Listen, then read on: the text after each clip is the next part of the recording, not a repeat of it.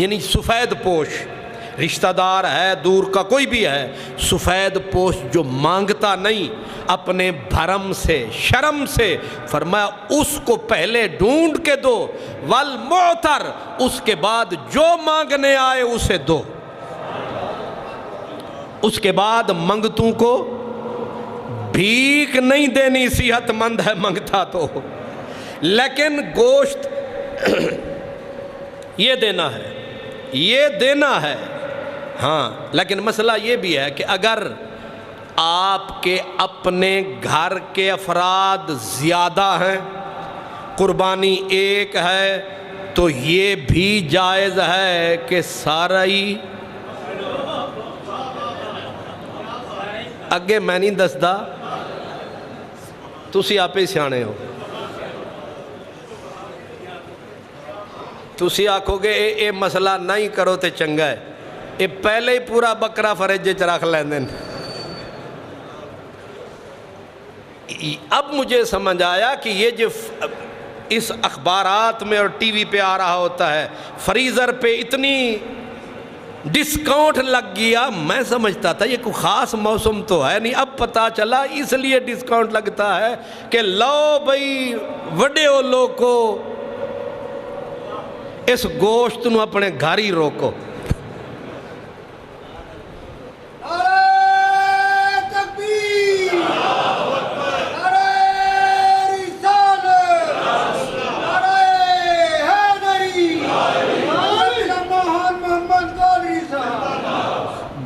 اب مسئلہ آ گیا ہے تو میں کر دوں، گوشت کے حصے کرنے ہیں 3، ایک اپنے لیے، ایک رشتہ داروں کے لیے، ایک ضرورت مندوں کے لیے، ضرورت مندوں کے لیے۔ لیکن اگر آپ سمجھتے ہیں کہ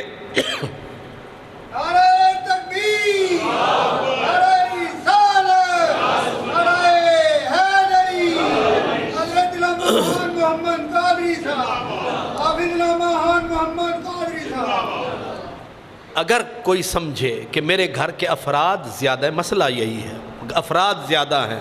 اللہ کے نام پہ دیتا رہوں گا، میرے بچے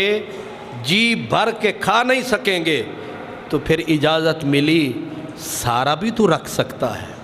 تیرا رب اس پہ بھی خوش ہے، 2 حصے بھی کر سکتا ہے، تیرا رب اس پہ بھی خوش ہے، سارا بھی تو رکھ سکتا ہے۔ اللہ اکبر۔ اب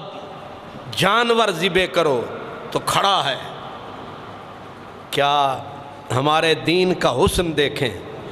صرف بکرا بھی کہا جا سکتا تھا، صرف دمبا ذبح کرو کیونکہ وہاں دمبا تھا، لیکن کہا نہیں دمبا بھی ذبح کر سکتے ہو، بکرا بھی، بکرا دمبا 1 سال کا، اور دمبا اور بھیڑ اگر 6 مہینے کی بھی ہو لیکن دکھائی دے سال کی، وہ بھی کر سکتے ہو، بکرا پورا 1 سال کا اور ویڑا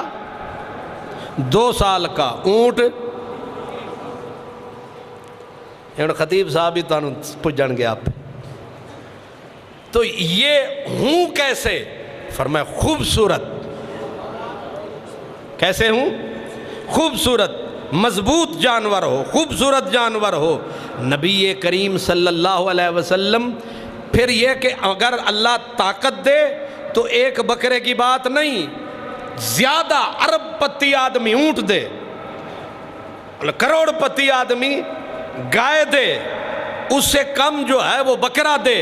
اور جس کے پاس بالکل طاقت نہیں وہ بھی حوصلہ رکھے۔ میرے نبی جب بھی اپنا جانور ذبح فرماتے تو فرماتے اللہم تقبل من محمد ومن آل محمد ومن امت محمد،